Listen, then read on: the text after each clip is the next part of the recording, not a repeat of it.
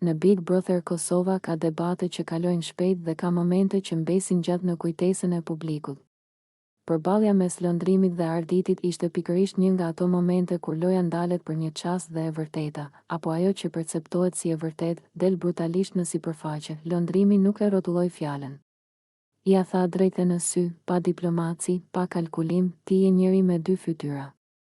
Ti flet pas shpine. Shqyr që të pam tani pas pamjeve se kush je. Të doli fytyra e dytë. Ishte një akuzë e rëndë, e drejt për drejt, e ndërtuar mbi pamjet që banorët kishin parë më herët. Pamjet që, sipas lëndrimit, kishin qerë maskën e arditit dhe kishin zbuluar një lojë të dy fish, një fytyrë përpara.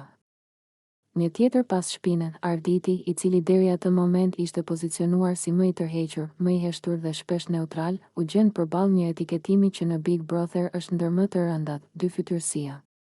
Sepse në këtë lojë mund të jesh i fortë, i zhurmshëm apo strateg, por kur të quajnë njëri me dy fytyra, publiku fillon të dyshojë. Ajo që e bëri këtë moment edhe më të fortë ishte koha kur ndodhi.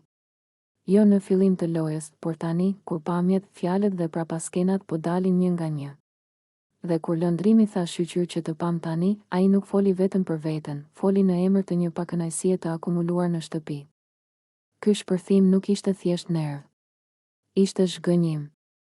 Ishte ndjesia se dikush ka luajtur me besimin, ka thënë një gjë në sy dhe një tjetër pas shpine.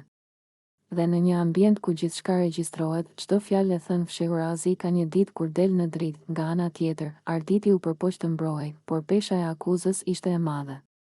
Sepse kur pamjet flasin, mbrojtja bëhet më e vështirë.